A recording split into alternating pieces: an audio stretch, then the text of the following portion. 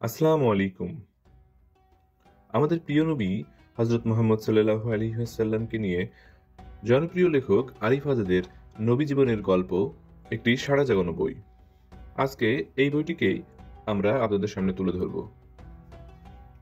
আমাদের দৈনন্দিন জীবনের অনুষঙ্গগুলোতে নবীজি সাল্লাল্লাহু আলাইহি ওয়াসাল্লাম যে কতভাবে প্রাসঙ্গিক তা তুলে ধরবার একটি প্রয়াসের নাম নবী জীবনের গল্প। আমাদের পারস্পরিক সম্পর্কের মাঝে, আমাদের প্রতিদিনকার লেনদেনে, মেলামেশায়, ওঠা বসায় নবীজি কি দারুণভাবে যে মুখর হয়ে উঠতেন তা এই বইটির মুখ্য আলোচনা। যদিও এটা নবী জীবনের বিবরণমূলক কোনো জীবনী গ্রন্থ নয়, তবুও এখানে উঠে এসেছে প্রিয় নবীজির জীবনে ঘটে যাওয়া এমন কিছু গুরুত্বপূর্ণ দিক যা আমাদের প্রত্যাহিক জীবনে ভীষণভাবে অনুপস্থিত। জীবনের খুঁটিনাটি প্রতিটি ক্ষেত্রে আমাদের কি করা উচিত, কিরূপ হওয়া উচিত, আমাদের প্রতিক্রিয়া, তার চমৎকার একটি চিত্র ফুটিয়ে তুলেছেন জনপ্রিয় লেখক আরিফ আজাদ। গদবাঁধা গল্পধারার ঘটনা প্রবাহগুলোকে বর্ণনার বদলে লেখক আশ্রয় নিয়েছেন গল্পের। লেখক তার নিপুণ গল্পশৈলীর সাথে সেই সময়কার চিত্র এঁকে তাতে মাখিয়ে দিয়েছেন আধুনিকতার রং। ফলে নবী জীবনের গল্প যেমন দলিল হয়ে উঠেছে 1400 বছর আগের সেই আদিম সময়ের, তেমনইভাবে প্রামাণ্যচিত্র হয়ে উঠেছে বর্তমান কালেরও। শুরু করছি নবী জীবনের গল্প। লেখক আরিফ আজাদ। প্রকাশনী সমকালীন প্রকাশন। প্রথম প্রকাশ 21শে বইমেলা 2021।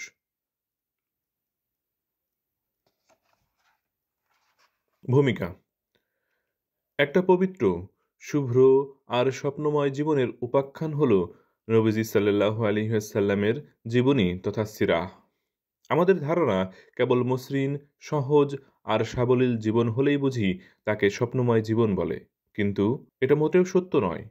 স্বপ্নময় জীবনের অর্থই হল হাজারো বাধা, হাজারো প্রতিবন্ধকতা, ঘরে ও বাইরে শত্রুতাসহ সকল প্রতিকূলতাকে ডিঙিয়ে একটা সফল এবং কর্মময় জীবনের স্বাক্ষর রেখে যাওয়া। স্বপ্নময়, সফল ও সার্থক জীবনের এই যদি হয় সংজ্ঞা, পৃথিবীর যে কেউ তখন অকপটে স্বীকার করতে বাধ্য হবেন যে মুহাম্মদ সাল্লাল্লাহু আলাইহি ওয়াসাল্লামের গোটা জীবনটাই এমনই এক জীবনের অনুপম উদাহরণ। সবিস্ময়ে তিনি সম্ভাবনাকে আবিষ্কার করেছেন, নিজ হাতে তিনি ঘর সাজিয়েছেন, পরের দুয়ারে ছুটে যেতেও কখনো তিনি ক্লান্ত অনুভব করেননি। তিনি সম্ভাবনাকে রূপ দিয়েছেন বাস্তবতায়। শত্রুতাকে হয় ভালোবাসা দিয়ে জয় করেছেন, নয়তো মহাবীরের মতো সেটা ছিন্নভিন্ন করে দিয়েছেন। তিনি জয় করেছেন হৃদয়, শীতল করেছেন অন্তর, জুড়িয়েছেন চোখ আর ভরিয়েছেন বুক। তিনি অনুপম, অনন্য, অনতিক্রম। মুহাম্মদ সাল্লাল্লাহু আলাইহি ওয়াসাল্লাম ধরনীর বুকে এমন এক মানবাত্মা যাকে রাব্বুল আলামিনই বাছাই করেছেন গোটা মানবজাতির জন্য, যিনি বয়ে এনেছেন দয়াময়ের অশেষ করুণার ফল্গুধারা, যিনি খরস্রোতা নদীতে তুলেছেন তীর ভাঙা ঢেউ, মৃত পত্রপল্লবে যিনি এঁকে দিয়েছেন সবুজের আলপনা। তৃষিত নগরীর বুকে তিনি যেন শ্রাবণের অবিরল বৃষ্টিধারা। অতলান্ত অন্ধকারে তিনি নক্ষত্রের মতো উজ্জ্বল আলোকের সন্ধান। সিরাতের পরতে পরতে, ইতিহাসের পাতায় পাতায় স্বর্ণাক্ষরে খোদাই করা আছে এই মহামানবের জীবনী।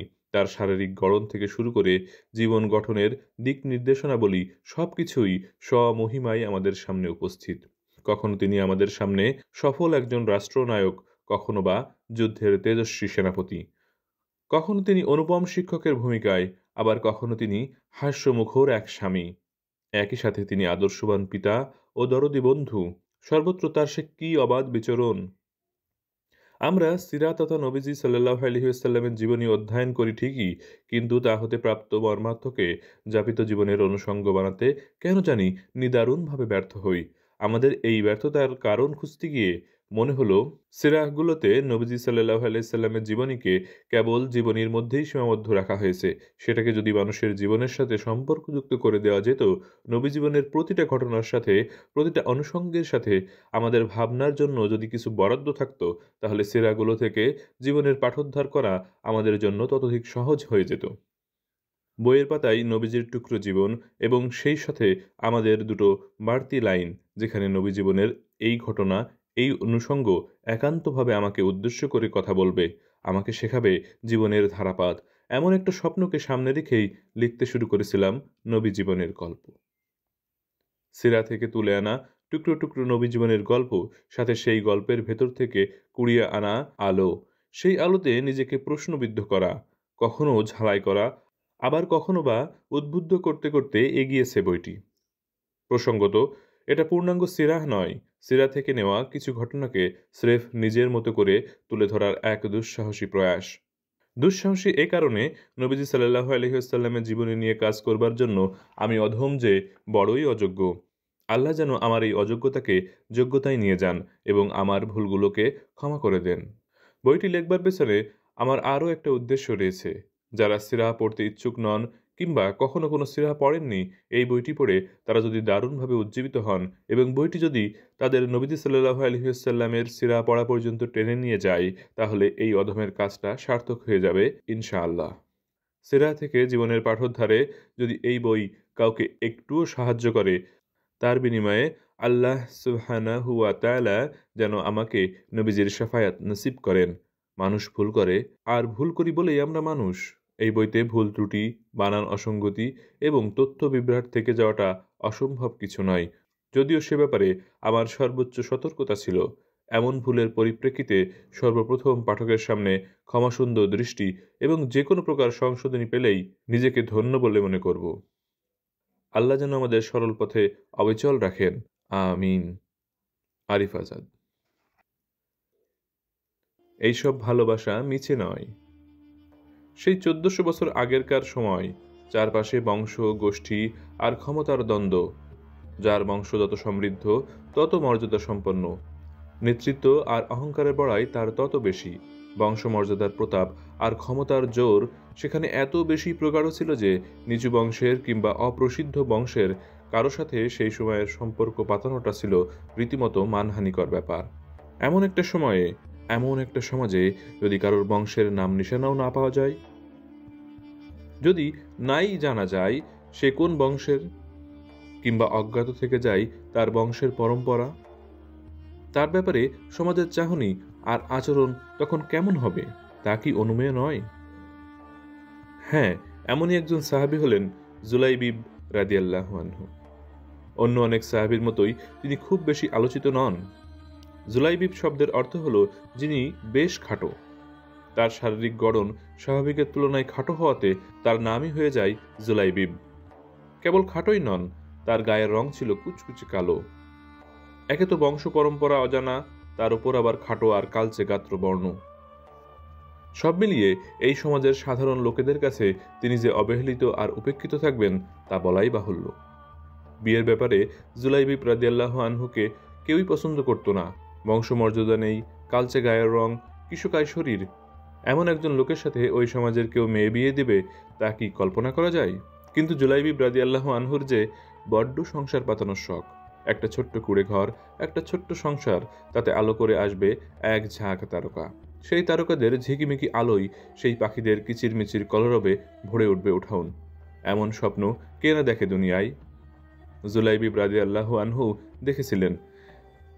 কিন্তু সমাজ যে বড় নিষ্ঠুর, এখানে হৃদয়ের পবিত্রতার চেয়ে বাহ্যিক সৌন্দর্য আর মনুষ্যত্বর চেয়ে বড় করে দেখা হয় বংশমর্যাদা। একদিন এক প্রশস্ত বিকেলে খুব মন খারাপ করে নবীজি সাল্লাল্লাহু আলাইহি ওয়াসাল্লামের কাছে এলেন জুলাইবিব রাদিয়াল্লাহু আনহু। এই একটা মানুষের কাছে এসেই তিনি শান্তি পান, দুদণ্ড সুখ দুঃখের কথা বলতে পারেন। নবীজি সাল্লাল্লাহু আলাইহি ওয়াসাল্লাম ব্যতীত এই তল্লাটে জুলাইবিব রাদিয়াল্লাহু আনহুর আর কোনো বন্ধু নেই। নবীজি সাল্লাল্লাহু আলাইহি ওয়াসাল্লামের পাশে বসে ওই আদিগন্ত নীল আকাশের দিকে অপলকে তাকিয়ে রইলেন তিনি। নবীজি আঁচ করতে পারলেন জুলাইবিব রাদিয়াল্লাহু আনহুর মর্মযাতনা। অন্তরের গহীনে সংসার পাতানোর যে অদম্য ইচ্ছে তার, সেই ইচ্ছে থেকেই যে এমন হাহাকার করা প্রশ্নের আবির্ভাব, তা নবীজি সাল্লাল্লাহু আলাইহি ওয়াসাল্লাম ধরে ফেললেন। তিনি বললেন, জুলাইবিব, আমি কি তোমার বিয়ের ব্যবস্থা করব? নবীজি সাল্লাল্লাহু আলাইহি ওয়াসাল্লাম বিয়ের ব্যবস্থা করবেন জুলাইবিবের, যার ধুলো লেগে ধন্য হয়েছে গোটা ধরনী, যাকে রাব্বুল আলামিন বাছাই করলেন জগতের রহমত হিসেবে, যার আঙ্গুলি হেলনে দুটুকরো হয়ে যায় দূর আকাশের চাঁদ, সেই মানুষটা জুলাইবিবের বিয়ের বন্দোবস্ত করবেন? এটা কি স্বপ্নেরও অতীত নয়? জুলাইবিব, যাকে সমাজের মানুষ পছন্দ করে না, যার নেই কোনো বংশীয় মর্যাদা কিংবা ক্ষমতার উৎস, ঠিক তার জন্য নিজেকে অন্যের দুয়ারে নিয়ে যাবেন স্বয়ং রাসূলুল্লাহ সাল্লাল্লাহু আলাইহি ওয়াসাল্লাম। তা কি ঘোর লাগা মধুর কোনো স্বপ্নের চাইতেও বেশি কিছু নয়? কিন্তু ইনি যে আল্লাহর রাসূল সাল্লাল্লাহু আলাইহি ওয়াসাল্লাম, সর্বশ্রেষ্ঠ নবী হয়ে এসেও যিনি মিশে যান মাটির সাথে, সবচাইতে সম্ভ্রান্ত বংশের হয়েও যার কাছে বংশমর্যাদার কানাকড়ি মূল্য নেই। নবীজির কথা শুনে আনন্দে নেচে উঠল জুলাইবিব রাদিয়াল্লাহু আনহুর মন। এর চেয়ে স্বস্তিদায়ক কোনো কথা জুলাইবিব রাদিয়াল্লাহু আনহু কি এর আগে কখনো শুনেছিলেন? এর চেয়ে তৃপ্তিদায়ক কোনো আশার আলো কখনো কি তার সামনে প্রতিভাত হয়েছিল? নবীজি সাল্লাল্লাহু আলাইহি ওয়াসাল্লামের দিকে অপলক তাকিয়ে রইলেন জুলাইবিব রাদিয়াল্লাহু আনহু। তার চোখে মুখে মুগ্ধতার অপার বিস্ময়। ঠিক ঠিক নবীজি সাল্লাল্লাহু আলাইহি ওয়াসাল্লাম জুলাইবিব রাদিয়াল্লাহু আনহুর বিয়ের তোড়জোড় আরম্ভ করলেন। এক আনসারী সাহাবীকে ডেকে জিজ্ঞেস করলেন, তুমি কি তোমার কন্যাকে বিয়ে দিতে চাও? জগতের সবচাইতে সেরা মানুষটা জানতে চাইছেন তার মেয়ের বিয়ের কথা। আনসারী সাহাবী তো আনন্দে আত্মহারা। তিনি ভাবলেন, নবীজি সাল্লাল্লাহু আলাইহি ওয়াসাল্লাম তার নিজের জন্যই প্রস্তাব রেখেছেন, আর এমন একটি প্রস্তাব ফিরিয়ে দেবে এত বড় দুর্ভাগা তিনি নন। আনন্দের অতিশয্যে উৎফুল্ল হয়ে আনসারী সাহাবী বললেন, সুবহানাল্লাহ, ইয়া রাসূলুল্লাহ, আপনার কাছে কন্যা বিয়ে দিতে পারবো, এর চাইতে মহাসৌভাগ্যের ব্যাপার আমার জন্য আর কি হতে পারে? নবীজি সাল্লাল্লাহু আলাইহি ওয়াসাল্লাম বললেন, না, আমি আমার জন্য বলিনি। একটু থতমত খেলেন যেন সাহাবী। বললেন, তাহলে ইয়া রাসূলুল্লাহ?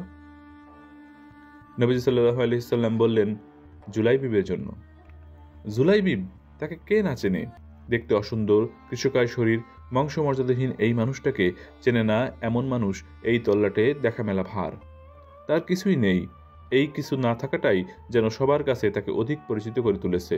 সেই জুলাইবিবের জন্য নবীজি সাল্লাল্লাহু আলাইহি ওয়াসাল্লাম তার মেয়ের প্রস্তাব রাখলেন। কিন্তু ইনি যে স্বয়ং আল্লাহর রসুল, তার মুখের উপর না বলে প্রত্যাখ্যান করবে এমনটা তো চিন্তাও করা যায় না। আনসারী সাহাবী বললেন, ইয়া রাসূলুল্লাহ, আমি আমার স্ত্রীর সাথে একটু পরামর্শ করতে চাই, আপনি আমাকে দয়া করে একটু সময় দিন। স্ত্রীর কাছে এসে আনসারী সাহাবী বললেন, শুনেছ, নবীজি সাল্লাল্লাহু আলাইহি ওয়াসাল্লাম আমাদের কন্যাকে বিয়ের জন্য চাইছেন। এই কথা শুনে আনসারী সাহাবীর স্ত্রীর চেহারা ঝলমল হয়ে উঠল। এ যেন মেঘ না চাইতেই অবিরাম ধারার বর্ষণ। খুশিতে যেন তার চোখ দিয়ে পানি এসে যায়। বললেন, সুবহানাল্লাহ, এটা তো ভারী আনন্দের সংবাদ। নবীজি সাল্লাল্লাহু আলাইহি ওয়াসাল্লাম আমার কন্যাকে বিয়ে করবেন, এ তো মহা খুশির ব্যাপার।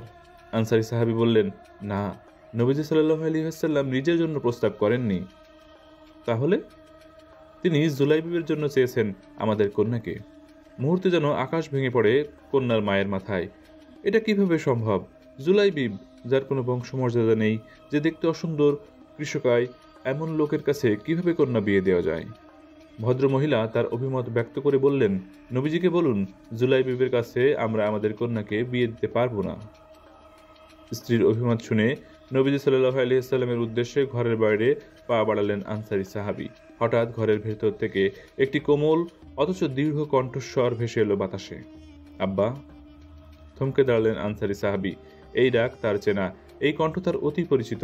তার কন্যা, যার জন্য বিবাহের পয়গম পাঠিয়েছেন নবীজি সাল্লাল্লাহু আলাইহি ওয়াসাল্লাম, এ যে তারই গলা। তিনি জবাবে বললেন, বলো আমার কন্যা। মেয়েটি বিনীত গলায় বলল, আমার বিয়ের ব্যাপারে কি কথা হচ্ছিল? হ্যাঁ। কোথাকার প্রস্তাব? নবীজি সাল্লাল্লাহু আলাইহি ওয়াসাল্লাম পাঠিয়েছেন, তিনি তোমাকে জুলাইবিবের জন্য প্রস্তাব করেছেন। বিস্ময়ের সাথে মেয়েটি বলল, সুবহানাল্লাহ, আপনাদের কি মত এতে? তোমার আম্মা রাজি হননি। জুলাইবিবের সাথে তোমার আম্মা তোমাকে বিয়ে দিতে কিছুতেই ইচ্ছুক নন। এই সংবাদ নবীজি সাল্লাল্লাহু আলাইহি ওয়াসাল্লামকে দেওয়ার জন্যই আমি তার কাছে যাচ্ছি। মেয়েটি বলল, আব্বা, কার প্রস্তাব আপনারা ফিরিয়ে দিতে যাচ্ছেন সে ব্যাপারে আপনাদের কোনো ধারণা আছে? আল্লাহ রসুলের পাঠানো প্রস্তাবকে আপনারা অপছন্দ করছেন কিভাবে? আপনারা কি কোরআনের এই আয়াত শোনেননি, যেখানে বলা হচ্ছে, আল্লাহ ও তার রসুল কোনো বিষয়ে ফয়সালা দিলে কোনো মুমিন পুরুষ কিংবা মুমিন নারী সে বিষয়ে তাদের কোনো এখতিয়ার অর্থাৎ ভিন্ন সিদ্ধান্তের সঙ্গত নয়। আর যে আল্লাহ ও তার রসুলের অবাধ্য হয় সে স্পষ্টই পথভ্রষ্ট। সূরা আজহাব আয়াত ৩৬। আব্বা, নবীজির পাঠানো প্রস্তাবের ব্যাপারে আমার কোনো দ্বিমত নেই। তিনি নিশ্চয় আমার জন্য অকল্যাণকর কোনো কিছু চাইবেন না। আমি সন্তুষ্ট চিত্তে এই প্রস্তাবে রাজি আছি। আপনি দয়া করে আমাকে নবীজি সাল্লাল্লাহু আলাইহি ওয়াসাল্লামের কাছে নিয়ে চলুন এবং তাকে বলুন তিনি যেন আমার বিয়ের ব্যবস্থা করে। এই মহীয়সী নারী, যার সাহস, সততা আর সত্যিকার আল্লাহ ভীতির কাছে সেদিন পরাজিত হয়েছিল বংশমর্যাদার গৌরব, যার দৃঢ়তার কাছে ভেঙে পড়েছিল বাহ্যিক সৌন্দর্যের দেয়াল, দুরন্ত সাহসের এই রমণীর সাথেই নবীজি সাল্লাল্লাহু আলাইহি ওয়াসাল্লাম জুলাইবিব রাদিয়াল্লাহু আনহুর বিয়ে দেন। একটা সংসার পাতানোর যে অদম্য অথচ অসম্ভব স্বপ্ন বুকে লালন করেছিলেন জুলাইবিব রাদিয়াল্লাহু আনহু, সেই স্বপ্নটাকে পূর্ণ মাত্রা দিতে সর্বাগ্যে এগিয়ে এসেছিলেন নবীজি সাল্লাল্লাহু আলাইহি ওয়াসাল্লাম। জাতপাত নেই বলে যাকে ব্রাত্য করে রাখা হয়েছিল পুরো সমাজে, তার সাথে আল্লাহর রাসূল সাল্লাল্লাহু আলাইহি ওয়াসাল্লামের কি অটুট দোস্তি! দেখতে অসুন্দর আর কৃশকার বলে সকলের কাছে যে লোকটা উপেক্ষিত, তার সাথে নবীজির কি সুন্দর মাখামাখি! এই না হলে তিনি রাহমাতুল লিল আলামিন। মাটি আর মানুষের সাথে একাকার হয়ে যাওয়ার এই যে অনন্য ক্ষমতা, এটা কি সবার চেয়ে তাকে আলাদা করে মেলে ধরেনি? বিয়ে হলো, সংসার হলো, এরপর একদিন ডাক হলো জিহাদের, শত্রুর বিরুদ্ধে সম্মুখ লড়াই। যুদ্ধদের জন্য রণসাজে সজ্জিত মুসলিম বাহিনী প্রস্তুত জুলাইবিব রাদিয়াল্লাহু আনহু। ময়দানের নির্ধারিত সময়েই শুরু হলো শত্রু বাহিনীর বিরুদ্ধে মুসলিম বাহিনীর মুখোমুখি যুদ্ধ। মরছে শত্রু, শাহাদাতের অমীয় পেয়ালা পান করছে মুসলিম যোদ্ধারাও। এক পর্যায়ে অবসান হলো সবকিছুর, স্থবিরতার ছায়া নেমে এলো রণাঙ্গনে। এখানে ওখানে ছড়িয়ে ছিটিয়ে আছে শত্রুপক্ষ আর মুসলিম বাহিনীর অনেক লাশ। নিজ নিজ আপনজন আত্মীয় স্বজনদের খুঁজে নিচ্ছে অনেকেই। নবীজি সাল্লাল্লাহু আলাইহি ওয়াসাল্লাম সাহাবীদের উদ্দেশ্য করে বললেন, তোমরা কাকে কাকে হারিয়েছ? তারা বললেন, ইয়া রাসূলুল্লাহ, আমরা অমুক অমুককে হারিয়েছি। তিনি আরেক দল সাহাবীদের উদ্দেশ্য করে বললেন, তোমরা কাকে কাকে হারিয়েছ? তারা বললেন, আমরা অমুক অমুককে হারিয়েছি ইয়া রাসূলুল্লাহ। তখন বিষণ্ণ চেহারায় নবীজি বললেন, আমি হারিয়েছি আমার জুলাইবিবকে। চারিদিকে খোঁজা শুরু হলো, কোথায় আছে জুলাইবিব? খুঁজতে খুঁজতে একটা কূপের কাছে পাওয়া গেল জুলাইবিবের দেহ। শাহাদাতের পেয়ালা পান করে অনন্ত জীবনের পানে উড়াল দিয়েছে এই মহান সাহাবী। অশ্রু ভরা নয়নে নবীজি সাল্লাল্লাহু আলাইহি ওয়াসাল্লাম জুলাইবিবের মৃতদেহের দিকে তাকিয়ে বললেন, নিশ্চয় আমি জুলাইবিবের জন্য, আর জুলাইবিব আমার জন্য। নবীজি তার লাশটি নিজের কাঁধে উঠিয়ে নিলেন, এরপর তাকে নিজ হাতে শুইয়ে দিলেন কবরে।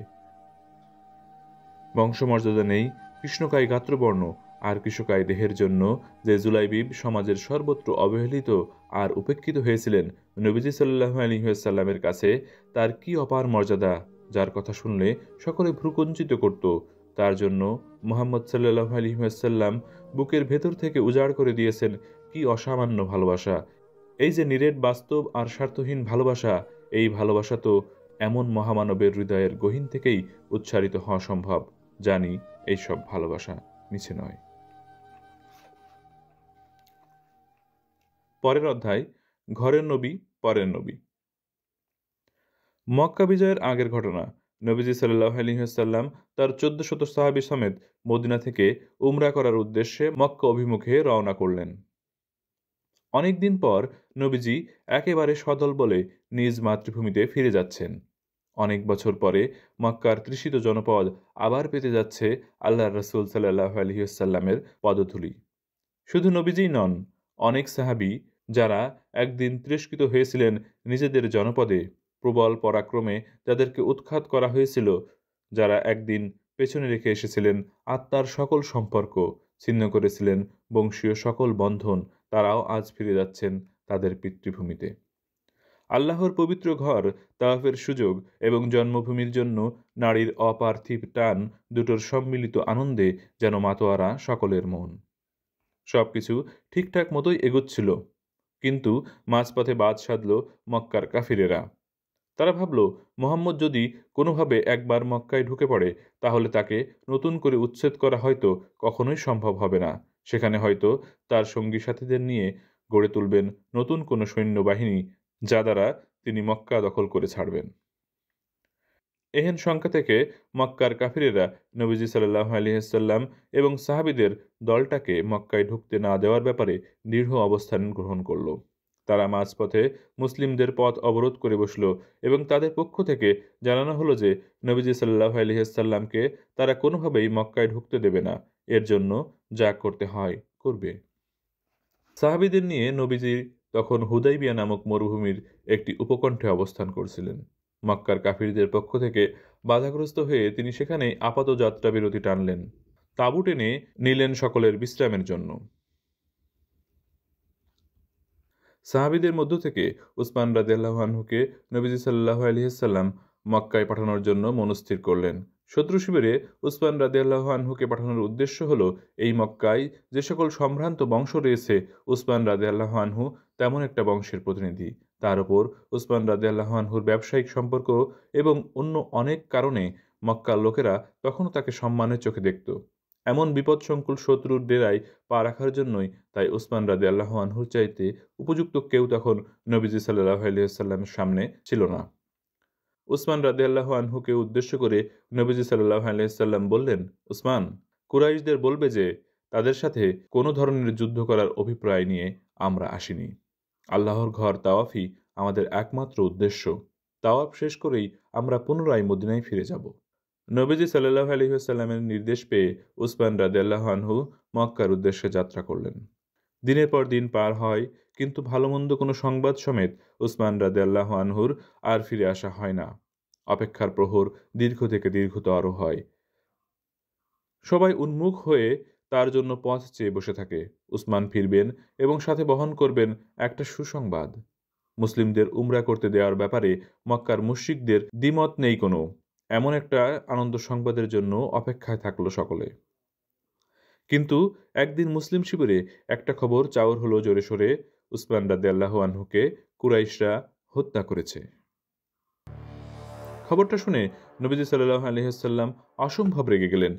নবীজি সাল্লাল্লাহু আলাইহি ওয়াসাল্লামের প্রিয়তম সাহাবীকে কুরাইশরা অন্যায়ভাবে হত্যা করেছে, এই সংবাদ নবীজি সাল্লাল্লাহু আলাইহি ওয়াসাল্লামের অন্তরকে ক্ষতবিক্ষত করে দিল।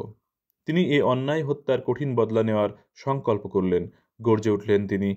সকল সাহাবীকে একত্র করে বললেন, উসমানকে অন্যায়ভাবে হত্যার যথাযথ বদলা নেওয়া হবে। যুদ্ধের মাধ্যমে একটা বিহিত না করে আমরা ময়দান ছাড়ছি না। সাথে কোনো যুদ্ধাস্ত্র নেই, কিন্তু নবীজি সাল্লাল্লাহু আলাইহি ওয়াসাল্লামের আহ্বানে মুসলিম শিবিরে সকলে যুদ্ধের জন্য প্রস্তুত। তারা একে একে বাইয়াত গ্রহণ করতে লাগল নবীজি সাল্লাল্লাহু আলাইহি ওয়াসাল্লামের হাতে। আসন্ন যুদ্ধের ফয়সালা যাই হোক, তাদের প্রিয়তম সাথীকে হত্যা করে যে ধৃষ্টতা মুশরিকরা দেখিয়েছে তার উপযুক্ত জবাব না দিলে তারা শান্তি পাবে না। বাইয়াত পর্ব একেবারে শেষ পর্যায়ে। হঠাৎ সকলে লক্ষ্য করল অদূরে ঘোড়ায় আরোহণ করা একটি ছায়ামূর্তি ক্রমশই দৃশ্যমান হচ্ছে। সকলের স্বনির্বন্ধ নজর তখন ওই আগন্তুকের দিকেই নিবদ্ধ। ছায়ামূর্তি যতই নিকটবর্তী হচ্ছে, উত্তেজনা যেন ততই বাড়তে লাগলো মুসলিম শিবিরে। আস্তে আস্তে ছায়ামূর্তিটা মুসলিমদের তাঁবুর একেবারে নিকটে চলে এলে সকলেই বিস্ময়ে হতবাক হয়ে গেল। এ যে উসমান রাদিয়াল্লাহু আনহু! কি আশ্চর্য! যার হত্যার প্রতিশোধ নিতে মুসলিমরা প্রায় বেরিয়ে পড়েছিল, সেই মানুষটা জলজান্ত এখন তাদের সম্মুখে উপবিষ্ট। তবে কি এই গুজবের ধোঁকায় পড়তে যাচ্ছিল মুসলিম বাহিনী? সে যা হোক, উসমান রাদিয়াল্লাহু আনহুর বেঁচে ফিরে আসাটা মুসলিম শিবিরে খুশির বন্যা বইয়ে দিল। যাকে হারানোর ব্যথায় তারা কাতর হয়ে পড়েছিল, তার অপ্রত্যাশিত আগমনে তাই তারা যার পর নাই আনন্দিত। কিন্তু কুরাইশদের কাছ থেকে কোনো ভালো সংবাদ বহন করে আনেননি উসমান রাদিয়াল্লাহু আনহু। তিনি জানালেন, কুরাইশরা তাদের দাবিতে একাট্টা। অহংকারের দর্প চূর্ণ করে তারা কোনোভাবেই মুসলিমদের উমরা করার জন্য মক্কায় ঢুকতে দিতে রাজি নন। দরকারে তারা যুদ্ধেও জড়াবে। বিনা বাধায় তারা মুসলিমদের মক্কায় যখন প্রবেশ করতেই দেবে না, সম্মুখ সমরে জড়ানো ছাড়া তখন আর উপায় কি? যুদ্ধের প্রস্তুতি থেকে সরে এলেন না নবীজি সাল্লাল্লাহু আলাইহি ওয়াসাল্লাম। রণসাজে সজ্জিত সকল সাহাবীকে তিনি আসন্ন যুদ্ধের ব্যাপারে আরও উদ্দীপ করে তুলতে লাগলেন। আবার যুদ্ধই হবে শান্তির সমাধান। মুসলিমরা যুদ্ধ প্রস্তুতি থেকে বিরত হননি, বরং সদল বলে মক্কা আক্রমণের জন্য এগুচ্ছে। এমন সংবাদে মাথায় যেন বাজ পড়ল মক্কার মুশরিকদের। তারা ধারণা করছিল গো ধরে মুসলিমদের যাত্রা ঠেকিয়ে দেওয়া যাবে। নিজেদের জায়গায় অবিচল থাকলেই বুঝি পিছু হটবে মুহাম্মদের বাহিনী। কিন্তু ঘটনা যখন হিতে বিপরীত হয়ে দাঁড়ালো, মুসলিমরা যখন বিপুল বিক্রমে মক্কা আক্রমণের বাসনা নিয়ে আগতে প্রস্তুত, মুশরিক শিবিরে তখন হানা দিয়েছে ভয়ের দারুণ বিভীষিকা। মুসলিম শিবিরে যখন বেজে উঠল যুদ্ধের দামামা, তখন ভীত শঙ্কিত হয়ে পড়ল মক্কার হর্তাকর্তারা। পূর্ব অভিজ্ঞতা সাক্ষ্য দেয়, যুদ্ধের ময়দানে মুসলিমরা যে কতটা নির্ভীক আর দুঃসাহসী তা কুরাইশদের চাইতে ভালো কেউ আর জানে না। সুতরাং যে কোনো প্রকারেই হোক আসন্ন যুদ্ধটাকে থামাতে হবে। যুদ্ধ থামানোর এখন একটাই পন্থা, মুসলিমদের সাথে একটা সমঝোতা চুক্তিতে চলে যাওয়া। কুরাইশরা সে পথেই অগ্রসর হলো। তাদের পক্ষ থেকে একজন দূত নিযুক্ত করে তাকে পাঠানো হলো মুসলিমদের কাছে। সেবার কুরাইশেরা যে সন্ধি চুক্তি করেছিল, সেই সন্ধি চুক্তিতে তারা স্পষ্ট করে লিখেছিল, মুসলিমরা এই বছর কোনো অবস্থাতেই উমরা করার জন্য মক্কায় প্রবেশ করতে পারবে না। তারা যেখানে অবস্থান করছে সেখান থেকে সদল বলে তাদেরকে মদিনায় ফিরে যেতে হবে। তবে হ্যাঁ, আগামী বছর মুসলিমরা উমরা করার জন্য মক্কায় প্রবেশ করতে পারবে। তখন তাদেরকে কুরাইশদের পক্ষ থেকে কোনো প্রকার বাধা দেওয়া হবে না। কুরাইশদের এই প্রস্তাবে সম্মত হলেন নবীজি সাল্লাল্লাহু আলাইহি ওয়াসাল্লাম। তিনি ভাবলেন, যেহেতু যুদ্ধ করার জন্য প্রকৃত মুসলিমরা এখানে আসেননি, তাই এই মুহূর্তে যুদ্ধ না করে ফিরে যাওয়াটাই হবে অধিকতর কল্যাণের। কারণ ব্যক্তিগত সুরক্ষার তাগিদে কোষবদ্ধ কিছু তলোয়ার ছাড়া যুদ্ধ করার মতো আর কোনো অস্ত্রই তাদের কাছে মজুদ নেই। একে তো অস্ত্র সংকট, দ্বিতীয়ত যুদ্ধ প্রস্তুতি বলতে ঠিক যা বোঝায় তার শূন্যতা। নবীজি সাল্লাল্লাহু আলাইহি ওয়াসাল্লাম ঠিক করলেন, যুদ্ধ না করেই তিনি বরং ফিরে যাবেন। তিনি আলী রাদিয়াল্লাহু আনহুকে একটা সন্ধিপত্র তৈরির আদেশ দিলেন। সন্ধিপত্র তৈরির কাজে লেগে গেলেন আলী রাদিয়াল্লাহু আনহু। একেবারে শুরুতেই তিনি লিখলেন, আল্লাহর রাসূল মুহাম্মদ সাল্লাল্লাহু আলাইহি ওয়াসাল্লামের তরফ থেকে কুরাইশদের প্রতি। আল্লাহর রাসূল মুহাম্মদ সাল্লাল্লাহু আলাইহি ওয়াসাল্লামের তরফ থেকে কুরাইশদের প্রতি এমন একটি স্বীকৃতি মেনে নেওয়া কুরাইশদের পক্ষে আদৌ কি সম্ভব? কুরাইশরা প্রাণ থাকতে এই স্বীকৃতি মানতে নারাজ। তারা মানলও না। কুরাইশ শিবির থেকে আপত্তি এলো। তারা বলল, আমরা তো মুহাম্মদ সাল্লাল্লাহু আলাইহি ওয়াসাল্লামকে নবী বলে স্বীকার করি না। যেখানে তাকে আমরা নবী হিসেবেই মানি না, সেখানে চুক্তিতে তাকে নবী হিসেবে স্বীকৃতি দেওয়া তো প্রশ্নই ওঠে না। কুরাইশদের দ্বিমতকে আমলে নিলেন নবীজি সাল্লাল্লাহু আলাইহি ওয়াসাল্লাম। সন্ধিনামাটা এই মুহূর্তে তার কাছে অত্যন্ত গুরুত্বপূর্ণ। তাই নবী হিসেবে স্বীকৃতি দেওয়া না দেওয়ার দোহাই দিয়ে কুরাইশরা এই সন্ধিনামা থেকে দূরে সরে যাক, নবীজি সাল্লাল্লাহু আলাইহি ওয়াসাল্লাম তা চাননি। তিনি আলী রাদিয়াল্লাহু আনহুকে ডেকে বললেন, আলী, যেখানে আল্লাহর রসুল শব্দ দুটি সেগুলো কেটে দাও। সেখানে লেখো, আব্দুল্লাহর পুত্র মুহাম্মদের তরফ থেকে। আল্লাহর রসুল শব্দদ্বয় সন্ধিনামার কাগজ থেকে মুছে দেবেন, এমন দৃষ্টান্ত কিভাবে করবেন আলী রাদিয়াল্লাহু আনহু? হৃদয়ের প্রতিটা বন্দরে যার স্বীকৃতি টানানো, শরীরের শিরা উপশিরায় যিনি আল্লাহর প্রেরিত রসুল হিসেবে প্রতিষ্ঠিত, সেই মানুষটার স্বীকৃতি নিজ হাতে কাগজ থেকে মুছে দেওয়ার দুঃসাহসকে আলী রাদিয়াল্লাহু আনহু করতে পারেন? না, তিনি পারেননি। প্রাণ থাকতে এই কাজ তাকে দিয়ে হবে না। সম্ভবত এই প্রথম নবীজি সাল্লাল্লাহু আলাইহি ওয়াসাল্লাম কোনো আদেশের বিপরীতে তাকে না বলতে হচ্ছে। ভীষণ বিষণ্ণ চেহারা নিয়ে তিনি বিনীত গলায় নবীজি সাল্লাল্লাহু আলাইহি ওয়াসাল্লামকে বললেন, আমাকে ক্ষমা করুন, ইয়া রাসূলুল্লাহ। আপনি আল্লাহর রসূল। এই হৃদয়ের সবটুকু দিয়ে বিশ্বাস করি এবং আমৃত্যু তাই করব। যে মর্যাদা আপনাকে আল্লাহ সুবহানাল্লাহ তাআলা দান করেছেন, সেই মর্যাদার স্বীকৃতি আলী হাত দিয়ে কর্তন করবে, এমন দৃষ্টতা দেখাতে আমাকে অনুরোধ করবেন না। আলী রাদিয়াল্লাহু আনহুর ভালোবাসা আর বিশ্বাসের শক্তিটুকু অনুধাবন করতে পারলেন নবীজি সাল্লাল্লাহু আলাইহি ওয়াসাল্লাম। তিনি মৃদু হেসে বললেন, এই শব্দগুলো কোথায় লেখা আছে আমাকে একটু দেখাও, আমি নিজ হাতে তা মুছে দিচ্ছি।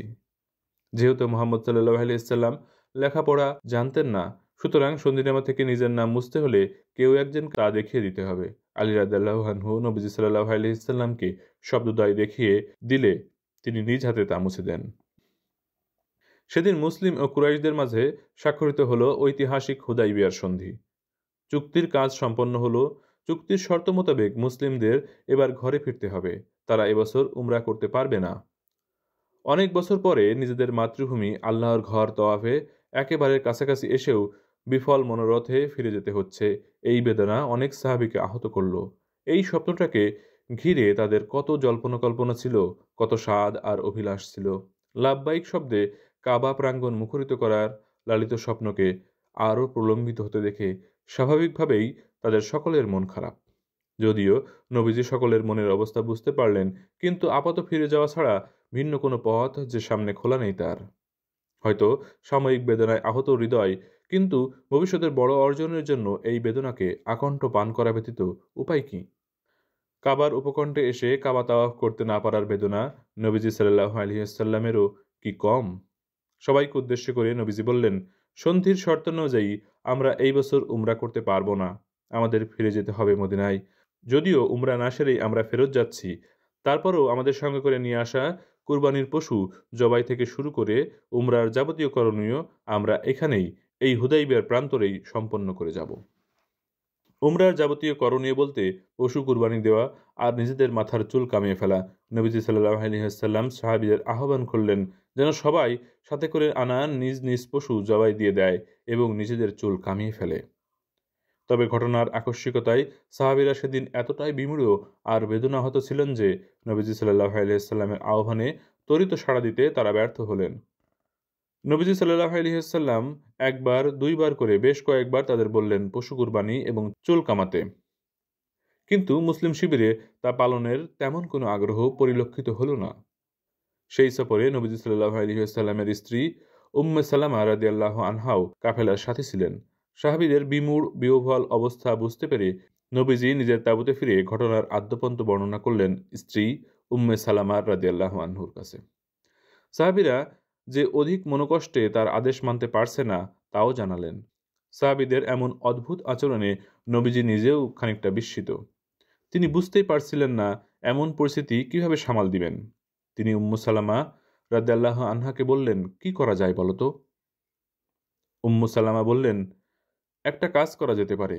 পশু কুরবানি কিংবা চুল কামাইয়ের ব্যাপারে তাদের আর কিছুই বলার দরকার নেই। আপনি বরং নিজের পশুটাকে কুরবানি দিন এবং মাথাটাও কামিয়ে ফেলুন। আমার মনে হচ্ছে আপনাকে কাজ দুটো করতে দেখলে সাহাবীরাও সদল বলে সেগুলো করতে উদ্বুদ্ধ হবে এবং তারা উৎসাহের সাথেই সেগুলো করবে। উম্মু সালামা রাদিয়াল্লাহু আনহার পরামর্শটা বেশ মনে ধরল নবীজির। তিনি স্ত্রীর কথা মতো তাঁবুর বাইরে এলেন, কাউকে আর কোনো কিছু না বলে নিজের পশুটাকে নিজেই কুরবানি দিলেন এবং চুল কামাতে বসে গেলেন। নবীজি সাল্লাল্লাহু আলাইহি ওয়াসাল্লামকে পশু কুরবানি এবং নিজের মাথা কামাতে দেখে যেন সম্বিত ফিরে পেল সাহাবীরা। কি একটা ঘোরের মধ্যেই যেন তারা ডুবেছিল এতক্ষণ। ঠিক কী কারণে যে সাধারণ চিন্তার বিরুদ্ধে গিয়ে তারা ক্ষণিকের জন্য নবীজি সাল্লাল্লাহু আলাইহি ওয়াসাল্লামের আদেশ পালনে অনীহা দেখালো তা তারা নিজেরাও জানে না।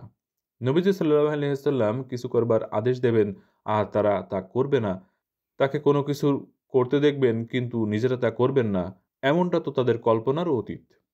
নবীজি সাল্লাল্লাহু আলাইহি ওয়াসাল্লামের দেখাদেখি মুসলিম শিবিরের সকলেই হুড়মুড় করে নিজেদের পশুগুলোকে কুরবানি দিয়ে দিল এবং নিজেদের মাথা কামাতেও লেগে গেল। অবস্থা এমন দাঁড়ালো যে সেদিন মাথা কামাতে গিয়ে অনেক সাহাবীর মাথায় খুর পর্যন্ত লাগিয়ে দেয়।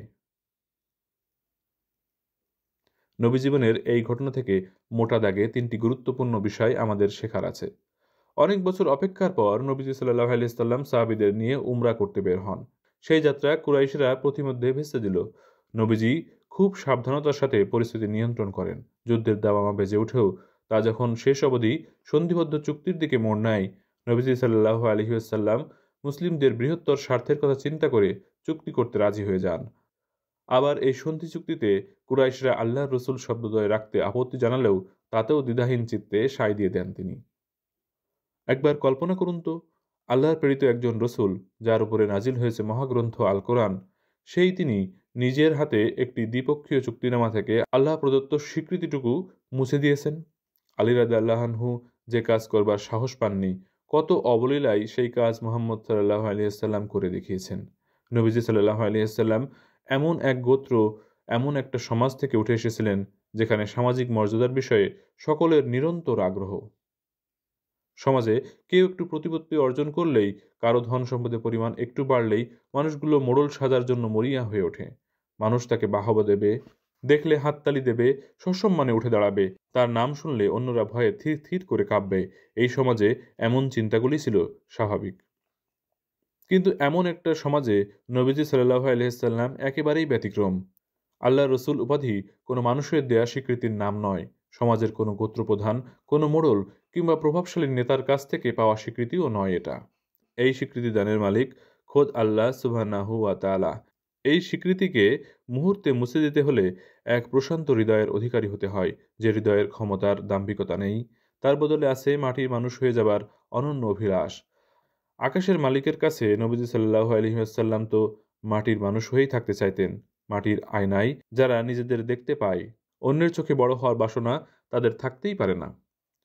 প্রশ্ন থেকে যায়, নিজ হাতে আল্লাহ রসুল শব্দদ্বয় মুছে দেওয়ার মতো কাজটি নবীজি সেদিন কেন করেছিলেন? আলী রাদিয়াল্লাহু আনহু যে কাজ করতে ভীত সন্ত্রস্ত হয়ে পড়েন, যে কাজ সাহাবীদের মনোবেদনার কারণ হয়ে দাঁড়ায়, সেই কাজ করতে কোন জিনিসটা নবীজি সাল্লাল্লাহু আলাইহি ওয়াসাল্লামকে উৎসাহিত করেছিল? মোটা দাগে তা ছিল উম্মার স্বার্থ। নবীজি হুদাইবিয়ার প্রান্তরে দাঁড়িয়ে সেদিন অনুভব করেছিলেন কুরাইশদের সাথে এমন একটা সন্ধি জরুরি, যা মুসলিমদের জন্য মক্কায় প্রবেশের অবাধ সুযোগ তৈরি করবে, যে সন্ধি মুসলিমদের জন্য ঢাল হিসেবে কাজ করবে এবং মদিনার সাথে মক্কার তৈরি হবে একটা নিরবিচ্ছিন্ন যোগাযোগ। উম্মার বৃহত্তর কল্যাণের কারণে নবীজি নিজের স্বীকৃতি কিংবা সাহাবীদের সাময়িক মন খারাপকে বড় করে দেখেননি। একজন সত্যিকারের নেতার যেমন আবেগ থাকবে, তেমনি বিবেকের জায়গাতেও তাকে পোক্ত হতে হবে দারুণভাবে। নবী জীবনের অনেক ঘটনা আমরা তার আবেগঘন অনুভূতির অপূর্ব সব বর্ণনা দেখতে পাই। কিন্তু হুদাইবিয়ার সন্ধিতে আমাদের সামনে উপস্থিত ভিন্ন মেজাজের মুহাম্মদ সাল্লাল্লাহু আলাইহি ওয়াসাল্লাম, সেদিন তার কাছে আবেগ নয়, বাস্তবতার মূল্যই সর্বাধিক। একজন সত্যিকার দূরদর্শী নেতাকে এমনই হতে হয়, তাকে বুঝতে হয় কখন আবেগকে আর কখন বিবেককে প্রাধান্য দিতে হবে। কুরাইশদের সাথে হওয়া এই সন্ধি চুক্তি দেখলে মনে হতে পারে যে সন্ধির সকল শর্ত বুঝি মুশরিকদের অনুকূলে। কিন্তু উমরা না করে ফেরত যাওয়া এবং আপাত প্রতিকূলে থাকা শর্তগুলো মেনে নিয়ে সন্ধিপত্র করাটা যে নবীজি সাল্লাল্লাহু আলাইহি ওয়াসাল্লামের জীবনের এক যুগান্তকারী পদক্ষেপ ছিল, সেই স্বীকৃতি আমরা কোরআন থেকেই পাই। স্বয়ং আল্লাহ সুবহানাহু ওয়া তাআলা এই সন্ধিকে কোরআনে উল্লেখ করেছেন স্পষ্ট বিজয় বলে। নবীজি সাল্লাল্লাহু আলাইহি ওয়াসাল্লামের এই ত্যাগ এবং সিদ্ধান্ত থেকে আমরা যা শিখতে পারি তা হলো, দিনের পথে হাঁটতে গিয়ে যখন ব্যক্তি স্বার্থ আর দিনের স্বার্থ মুখে মুখে এসে দাঁড়াবে, আমরা যেন তখন দিনের স্বার্থটাকেই সর্বাগ্রে প্রাধান্য দিই। এই ঘটনার সবচেয়ে বিস্ময়কর যা তা হলো, একেবারে নিরস্ত্র কোনো যুদ্ধ প্রস্তুতি ব্যতীত কেবল নবীজি সাল্লাল্লাহু আলাইহি ওয়াসাল্লামের একটা আহ্বান গোটা মুসলিম শিবিরকে কুরাইশদের বিরুদ্ধে এক অসম যুদ্ধে জড়িয়ে পড়তে উদ্বুদ্ধ করে তুলেছিল। কুরাইশদের শক্তি, সামর্থ্য এবং অস্ত্রশস্ত্র সম্বন্ধে তাদের অভিজ্ঞতা কোনো অংশেই কম ছিল না। মদিনা থেকে বহু দূরের প্রান্তরে এসে সশস্ত্র শত্রুর বিরুদ্ধে একেবারে নিরস্ত্র অবস্থায় যুদ্ধে জড়াতে গেলে যে সাহস, যে শক্তি, যে আনুগত্য এবং সর্বোপরি আল্লাহর উপর যে পরিমাণ তাওয়াক্কুল দরকার, তা সাহাবীরা সেদিন সফলতার সাথেই প্রদর্শন করেছিলেন। জান বাজি রেখে কুরাইশদের বিরুদ্ধে যুদ্ধে নেমে পড়বার মতো এক অসীম সাহসের পরিচয় সেদিন তারা দিয়েছিলেন পৃথিবীর ইতিহাসে। একজন নেতার একটা আহ্বানে এমন নিরস্ত্র অবস্থায় শত্রুর ডেরায় ঢুকে শত্রু মোকাবেলার যে প্রতিজ্ঞা নেওয়ার দৃশ্য, তার রূপকথাতেও বেমানান লাগতে পারে। নবীজি সাল্লাল্লাহু আলাইহি ওয়াসাল্লাম সাহাবীদের সেভাবেই গড়ে নিয়েছিলেন। নেতা হিসেবে যে চমৎকার গুণাবলীর অধিকারী হলে অনুসারীরা নেতার কথায় আগুনে ঝাঁপ দিতেও কুণ্ঠাবোধ করে না, নবীজি সাল্লাল্লাহু আলাইহি ওয়াসাল্লামের মধ্যে তার ষোলকলা পূর্ণ ছিল। কোনো রূপকথা কিংবা অতিলৌকিক গল্প নয় এটা, একেবারে নিরেট বাস্তব জীবনের সত্য ইতিহাস। আরও যে গুরুত্বপূর্ণ বিষয় আমরা এই ঘটনা থেকে শিখতে পারি তা হলো নবীজি সাল্লাল্লাহু আলাইহি ওয়াসাল্লামের চিন্তা এবং পরামর্শ গ্রহণের উদারতা। খেয়াল করে দেখুন, যখন সাহাবীরা নবীজির কথায় কর্ণপাত করেছিলেন না, তখন তিনি দৌড়ে তার স্ত্রী উম্মু সালামা রাদিয়াল্লাহু আনহার কাছে ছুটে গেলেন। তার কাছে পরিস্থিতি বর্ণনা করে পরামর্শ চাইলেন এবং তার পরামর্শ মেনে নিয়ে কাজও করলেন। আমরা যারা পরিবারের হর্তাকর্তা আছি, আমরা অনেক সময় ভাবি আমাদের ঘরের মহিলারা গুরুত্বপূর্ণ সিদ্ধান্তগুলোতে মতামত দেওয়ার যোগ্য নয়। আমাদের ধারণা, তাদের সাথে পরামর্শ করে কাজ করা মানে কেবল সময়ের অপচয়। কিন্তু এটা আদৌ ঠিক নয়। জগতের সর্বশ্রেষ্ঠ যে মানুষ, তিনিও পরামর্শের জন্য স্ত্রীর কাছে ছুটে গিয়েছেন। স্ত্রীর কাছে সংকোচ না রেখে পরিস্থিতি বর্ণনা করে পরামর্শ চেয়েছেন এবং স্ত্রীর পরামর্শকে গুরুত্ব দিয়ে সেই মোতাবেক কাজও করেছেন। জীবনের চলতি পথে আমাদের কি উচিত নয় সেই মহামানবের পদাঙ্ক অনুসরণ করা? আমাদের চারপাশ এবং চারপাশের মানুষগুলোকে সেভাবে মূল্যায়ন করা কি দরকার নয় যেভাবে মূল্যায়ন করেছেন নবীজি সাল্লাল্লাহু আলাইহি ওয়াসাল্লাম? সাংসারিক জীবন হোক কিংবা কর্মজীবন, স্ত্রীদের সাথে সলা পরামর্শ করতে আমরা সংকোচ করব না। এই শিক্ষাটাও নবীজি সাল্লাল্লাহু আলাইহি ওয়াসাল্লামের এই ঘটনা থেকে শিখে নেওয়া যায়।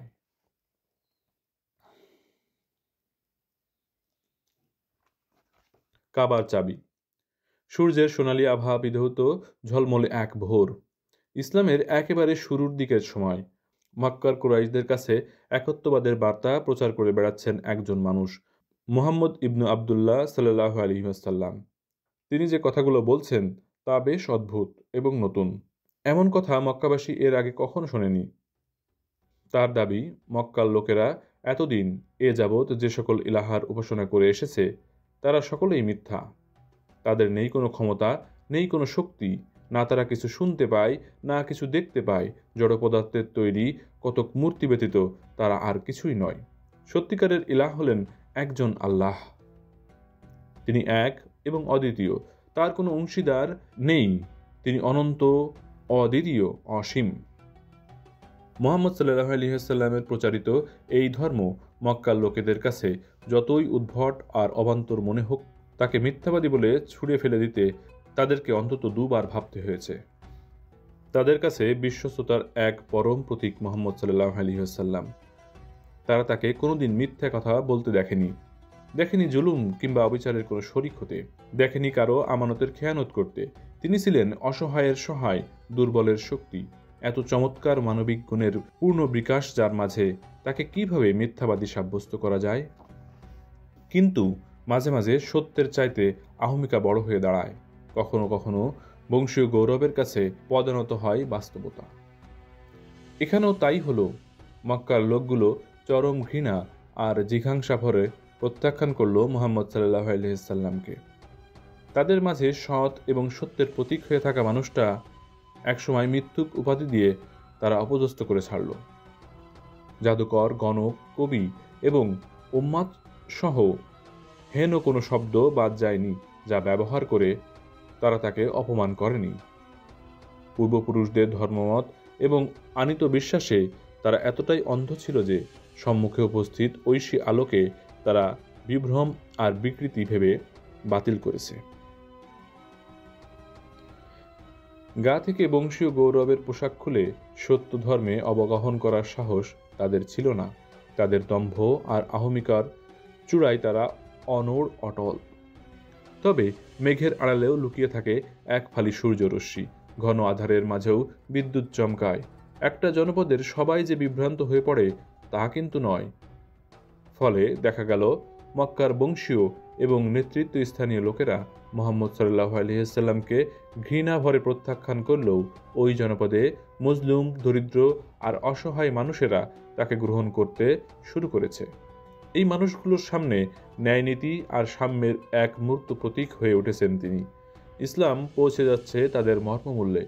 একত্ববাদের আহ্বান আন্দোলন তুলছে তাদের শিরা উপশিরায়। তাদের সামনে ক্রমেই প্রসারিত হতে শুরু করেছে হিদায়তের পথ। তারা বুঝতে পারল এই যে জঞ্জাল আর নিপীড়নের শিকলে আজ তারা বন্দী, কেবল ইসলামই পারে সেই শিকল ভেঙে তাদের মুক্ত করতে। প্রচলিত সমাজ তাদের যে অধিকার হরণ করেছে সেই অধিকার ফিরিয়ে দিতে পারে শুধুই ইসলাম। শুধু কি তাই, অন্তরের গহীনে মাবুদের কাছে নিজেকে সঁপে দেওয়ার যে অনিঃশেষ আকাঙ্ক্ষা, সেই আকাঙ্ক্ষা পূর্ণ করবার যাবতীয় রসদের সন্ধান তারা মুহাম্মদ সাল্লাল্লাহু আলাইহি ওয়াসাল্লামের প্রচারিত ধর্মের মাঝেই খুঁজে পেয়েছেন। যাদের কোনো কিছুই আর অবশিষ্ট নেই, হারাবার আর ভয় কি তাদের? সুতরাং চলো এগোই বলে এই লোকগুলো মুহাম্মদ সাল্লাল্লাহু আলাইহি ওয়াসাল্লামের আনিত দিনে আসতে শুরু করে দিল। তারা যাত্রা আরম্ভ করলো এক আলোর পথ ধরে, যে আলোর উন্মেষ ঘটেছিল হেরা গুহায়। এই গুটিকতক মানুষকে সাথে নিয়েই ভয়ডরহীন একটা মানুষ প্রতিদিন বেরিয়ে যেতেন দিন প্রচারের কাজে। মানুষের দ্বারে দ্বারে গিয়ে বোঝাতে চাইতেন তাওহীদের মর্মবাণী।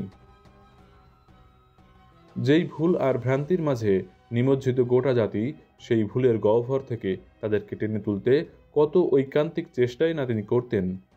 বলতেন, হে আমার জাতি, আদ্যপন্ত ভুলের মাঝে তোমরা ডুবে আছো। তোমরা যাদের উপাসনা করো তারা যে নির্জীব নিশ্চল বস্তুপিণ্ড বই কিছু নয়, তা কি তোমরা বুঝতে পারছো না? তারা না তোমাদের কথা শুনতে পারে, না তোমাদের কোনো কিছু দেখতে পারে। কোনো কল্যাণ কিংবা অকল্যাণ সাধনের ক্ষমতা তাদের নেই। আমার কওম, তোমরা আমার কথা শোনো। আমি তোমাদের আল-আমিন, যাকে তোমরা আজীবন সত্যবাদী হিসেবে পেয়ে এসেছ। আমি তোমাদের এমন এক ইলাহ, এমন এক মাবুদের দিকে আহ্বান করছি যিনি এই আসমান জমিনের একচ্ছত্র অধিপতি।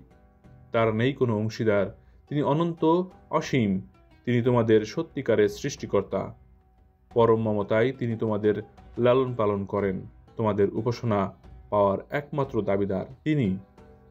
একদিন নবীজি সাল্লাল্লাহু আলাইহি ওয়াসাল্লাম পাহাড়ের গায়ে দাঁড়িয়ে চিৎকার করে বলতে লাগলেন, ওহে লোক সম্প্রদায়, আমি আজ তোমাদের উদ্দেশ্যে কিছু বলতে চাই। আমি আজ এমন এক কথা তোমাদের শোনাবো যা তোমরা ইতোপূর্বে কখনো শোনোনি। নবীজি সাল্লাল্লাহু আলাইহি ওয়াসাল্লামের ডাক শুনে দলে দলে লোকেরা ছুটে এলো। তারা খুব ভালো মতোই জানে কোনো অহেতুক কাজে অবশ্যই মুহাম্মদ তাদের ডাকবে না। ডাকটা যখন মুহাম্মদের, বিষয়টা তখন অবশ্যই গুরুত্বপূর্ণ। লোকেরা দলে দলে পাহাড়ের গা ঘেঁষে এসে দাঁড়ালো। উপস্থিত জনতার স্রোতকে লক্ষ্য করে নবীজি সাল্লাল্লাহু আলাইহি ওয়াসাল্লাম বললেন, হে আমার সম্প্রদায়, আমি যদি বলি এই পাহাড়ের অপর পাশে একদল শত্রু তোমাদের আক্রমণ করার জন্য ওত পেতে বসে আছে, তোমরা কি আমার কথা বিশ্বাস করবে? সকলেই সমস্বরে বলে উঠল, আলবাত বিশ্বাস করব, কারণ আমরা জানি তুমি কখনোই মিথ্যা কথা বলতে পারো না। তখন নবীজি সাল্লাল্লাহু আলাইহি ওয়াসাল্লাম বললেন, তাহলে শোনো, আজ আমি তোমাদের এই বিপদের চেয়েও ঘোরতর এক বিপদের সংবাদ দিচ্ছি। আমি আসমান জমিনের অধিপতির কাছ থেকে প্রেরিত এক রসূল। আমি তোমাদের বলছি, তোমরা যে সকল উপাসকের উপাসনা করছো তারা সকলে মিথ্যা, জড়পিণ্ড ব্যতীত তারা আর কিছুই নয়। সময় ফুরিয়ে যাওয়ার আগে তোমরা মহামহিম আল্লাহর উপাসনা করো, যিনি এক এবং অদ্বিতীয়, যার কোনো শরিক নেই।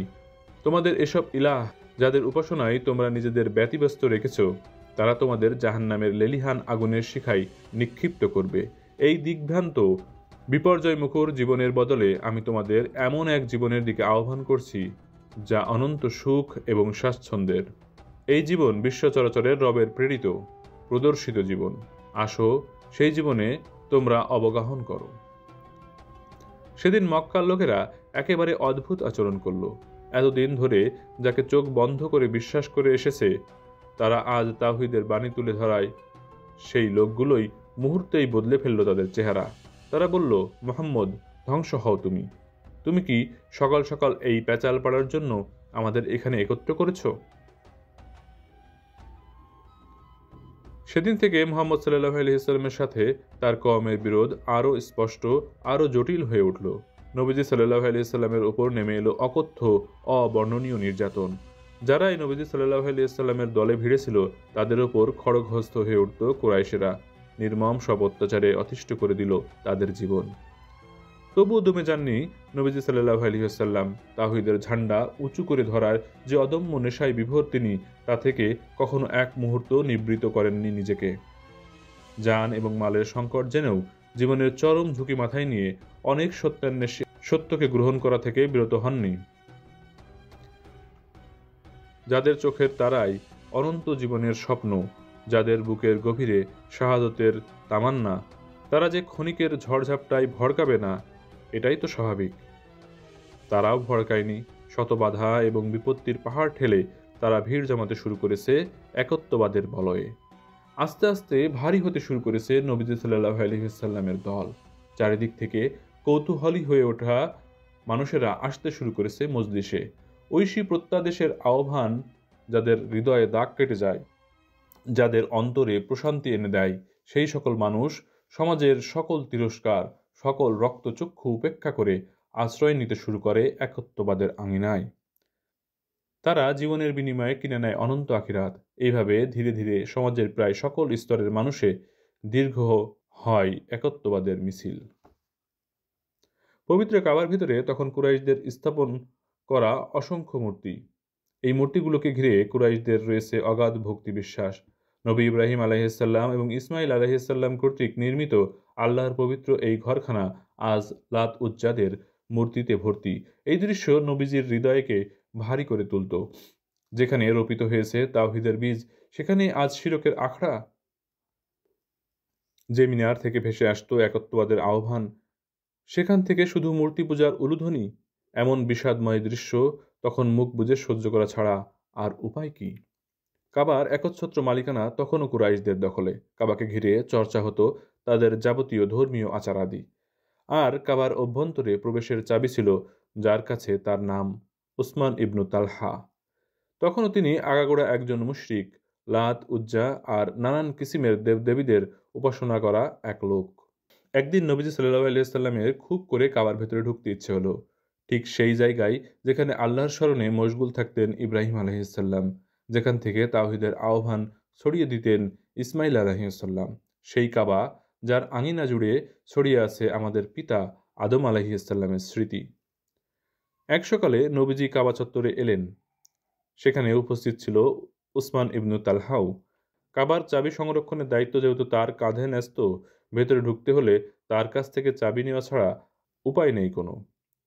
নবীজি উসমান ইবনু তালহার কাছে এসে তার চোখে চোখ রেখে বললেন, চাবিটা দিন, আমি ভেতরে ঢুকব। নবীজির এমন দুঃসাহস দেখে রাগে ক্ষোভে উসমান ইবনু তালহা ফেটে পড়ার উপক্রম। চেহারায় তার ক্ষোভের আগুন দাউ দাউ করে জ্বলছে যেন। নবীজির দিকে তির্যক দৃষ্টিতে তাকিয়ে তিনি বললেন, মোহাম্মদ, তুমি কি বললে?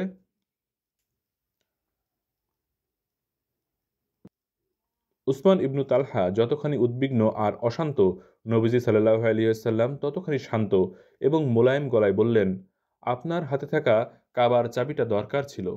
আমি একটু কাবার ভেতর প্রবেশ করতে চাচ্ছি। চিন্তিত হওয়ার কারণ নেই, আপনার চাবি আপনার কাছে আমি অবশ্যই ফিরিয়ে দিয়ে যাব। নবীজি সাল্লাল্লাহু আলাইহি ওয়াসাল্লামের সততা এবং আমানতদারিতা সর্বত্র সুবিদিত। তিনি যখন কাবার চাবি পুনরায় উসমান ইবনু তালহার কাছে ফিরিয়ে দেবেন বলেছেন, তখন যে কোনো মূল্যেই তিনি সেই কথা রাখবেন, এই ব্যাপারে উসমান ইবনু তালহার মনেও বিন্দুমাত্র সন্দেহ নেই। তবু শত্রু যতই সৎ আর ভালো মানুষ হোক, দিন শেষে সে তো শত্রুই। তাই নবীজি সাল্লাল্লাহু আলাইহি ওয়াসাল্লামের শান্ত চেহারা, মোলায়েম সুর এবং সততার সনদও উসমান ইবনু তালহার মন গলাতে পারেনি। তিনি রাগে অগ্নিশর্মা হয়ে বললেন, তুমি তো সেই লোক যে এই কাবার উপাসকদের মিথ্যা বলে বেড়াচ্ছ। তুমি তো সে যে তার নিজের পিতৃধর্ম ত্যাগ করেছ। কাবার ভেতরে ঢুকবার দুঃসাহস কিভাবে করলে তুমি? তুমি ভাবলে কি করে যে চাওয়া মাত্রই কাবার চাবি আমি তোমার হাতে পুরে দেব? কখনোই নয়। আমি তালহার পুত্র উসমান। আমার শরীরে যতক্ষণ প্রাণ আছে ততক্ষণ এই কাবার ভেতরে আমি তোমাকে ঢুকতে দেব না। উসমান ইবনু তালহার এমন দৃঢ় প্রত্যাখ্যানে নবীজি সাল্লাল্লাহু আলাইহি ওয়াসাল্লাম রাগলেন না, কোনো উচ্চবাচ্য করেননি সেদিন। বেশ বিনীত এবং নম্র গলায় বললেন, ঠিক আছে, আজ আপনি আমার কাবার ভেতরে ঢুকতে দিচ্ছেন না বলে আমার কোনো অভিযোগ নেই। আমি হাপিত্যেশও করব না। আজ আমি চলে যাচ্ছি বিফল মনোরথে। তবে একটা কথা বলে রাখি, পবিত্র কাবার যে চাবি আজ আপনার হাতে রয়েছে, আপনার রব যদি চান কোনো একদিন সেটা আমার হাতে শোভা পাবে, এবং ওই দিন আমি যাকে ইচ্ছে এই চাবির মালিকানা বুঝিয়ে দিব। নবীজি সাল্লাল্লাহু আলাইহি ওয়াসাল্লামের এমন দৃঢ় প্রত্যয়ী মনোভাব দেখে উসমান ইবনু তালহা বেশ কটাক্ষ আর বিদ্রূপের সুরে বললেন, তাই নাকি? তাহলে আমার কথাটাও মন দিয়ে শুনে রাখো মোহাম্মদ। তুমি যে দিনের স্বপ্ন দেখছো সেই দিনটা কখনোই আসবে না। আর যদি সেই দিনটা আসেও, আজ আমি বলে দিচ্ছি, কোনো কুরাইশ সেই দিন আর জীবিত থাকবে না। এবার হেসে ফেললেন নবীজি সাল্লাল্লাহু আলাইহি ওয়াসাল্লাম। চলে যেতে যেতে বললেন, সেই দিনটা অবশ্যই আসবে এবং কুরাইশরাও বেঁচে থাকবে। সেই দিন তাদেরকে বরং ইসলাম দিয়ে সম্মানিত করা হবে। এরপর কেটে গেছে অনেক বছর। অনেক চড়াই উতরাই পার করে, অনেক ত্যাগ আর সাধনার পর নবীজি সাল্লাল্লাহু আলাইহি ওয়াসাল্লামকে আল্লাহ সুবহানাহু তাআলা মক্কা বিজয়ের সফলতা দান করলেন। যে মাতৃভূমি থেকে তাকে তিরস্কার করা হয়েছিল একদিন, যে শিকড় থেকে একদিন তাকে সমূলে উচ্ছেদ করা হয়েছিল, সেই জনপদে রাজার বেশে তিনি প্রবেশ করলেন। যে ভূমিতে তাকে অবাঞ্ছিত করা হয়েছিল, আজ সেখানে তার রাজকীয় প্রত্যাবর্তন। নিশ্চয় আল্লাহর ওয়াদাগুলো সত্য। মক্কা বিজয় করে কাবা চত্বরে হাজির হয়ে তিনি কাবার চাবি খুঁজতে লাগলেন। তাকে বলা হলো, ইয়া রাসূলুল্লাহ, এই চাবি উসমান ইবনু তালহার হাতে আছে। সুদীর্ঘ কাল ধরে কাবার চাবি সংরক্ষণের দায়িত্ব পালন করে আসছে তার বংশ। নবীজি আলী রাদিয়াল্লাহু আনহুকে বললেন, আলী, তুমি গিয়ে উসমান ইবনু তালহার কাছ থেকে চাবি নিয়ে এসো।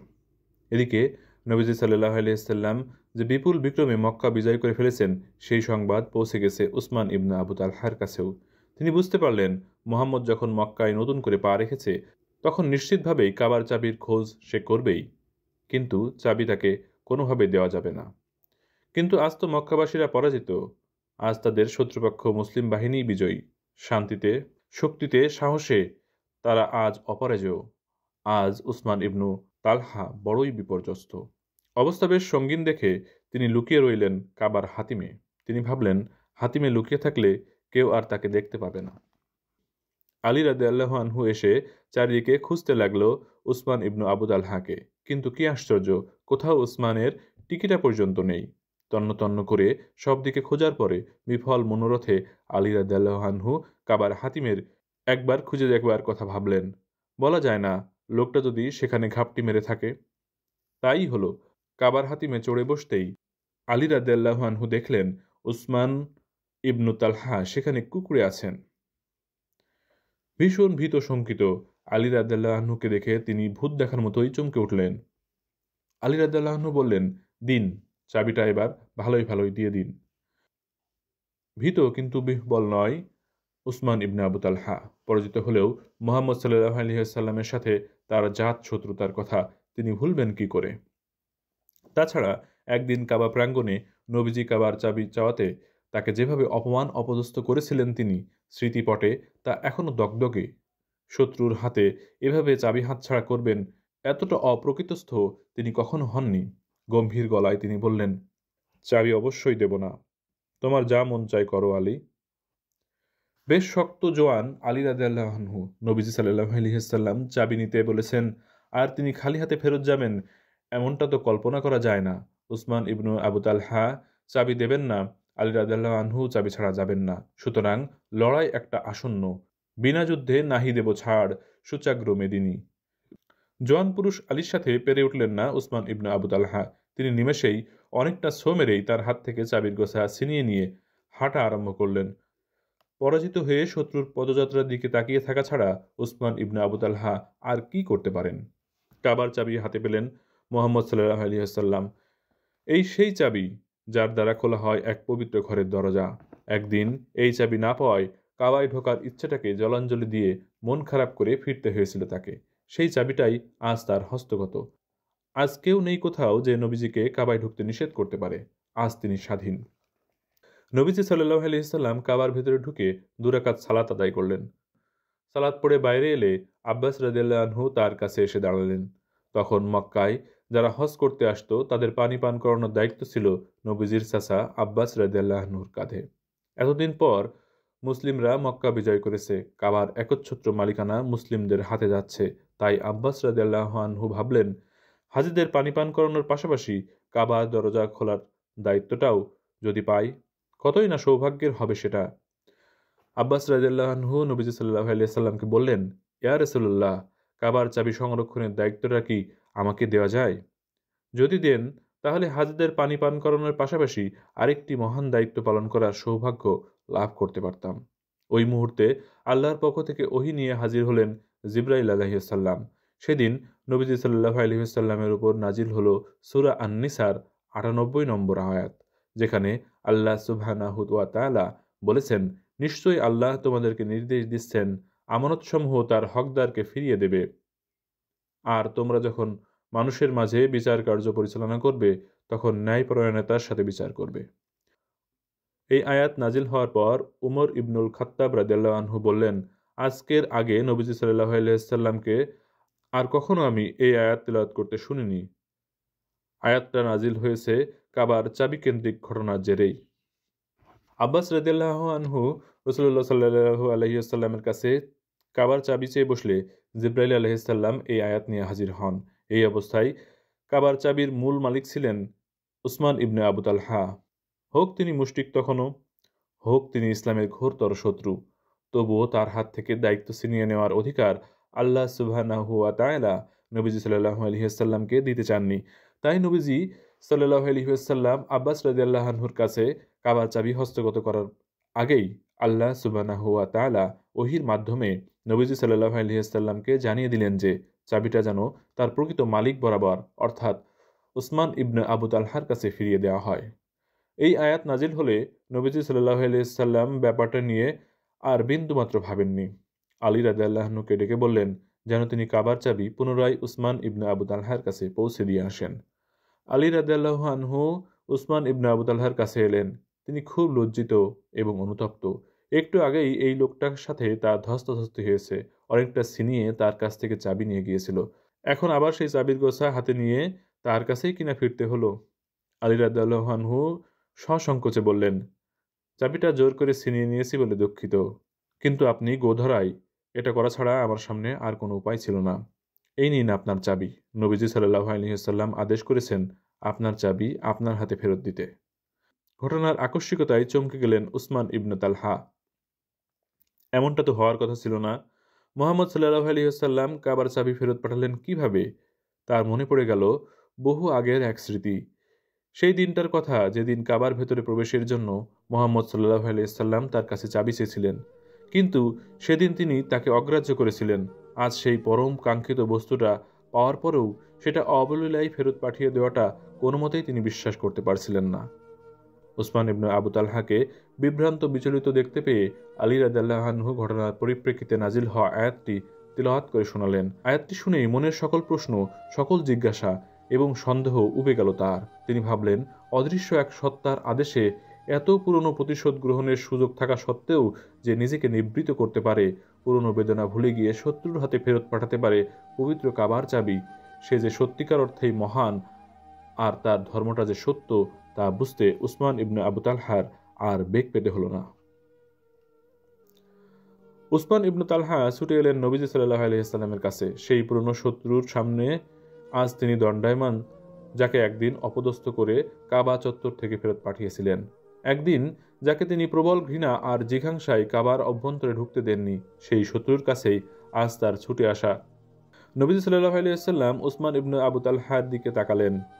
তার চাহনিতে প্রতিশোধের কোনো চিহ্ন নেই, অতীতের অপমান নিবারণের কোনো দগদগে শিখার স্ফুরণও তাতে প্রকাশ পায়নি।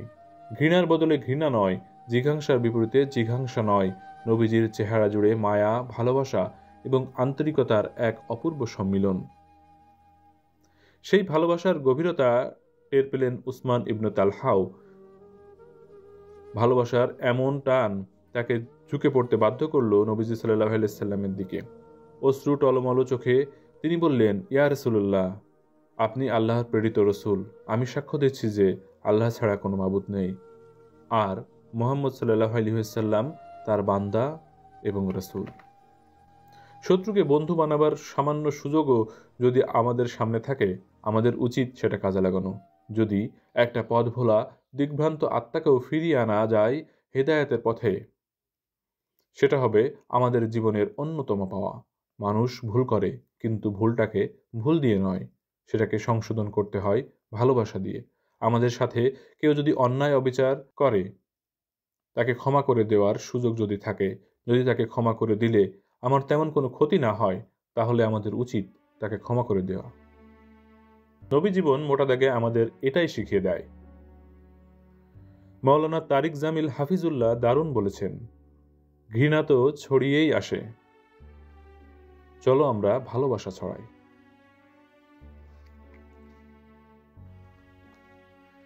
এরই সাথে শেষ হলো আরিফ আজাদ রচিত নবী জীবনের গল্পের প্রথম পর্ব। আমরা বইটিকে 3টি পর্বে বিভক্ত করেছি। পরবর্তী পর্বগুলো শুনতে আমাদের চ্যানেলটি আজই সাবস্ক্রাইব করুন এবং নতুন নতুন বইয়ের নোটিফিকেশন পেতে বেল বাটনটি চেপে দিন। সকলকে ধন্যবাদ, ভালো থাকবেন, আল্লাহ হাফেজ।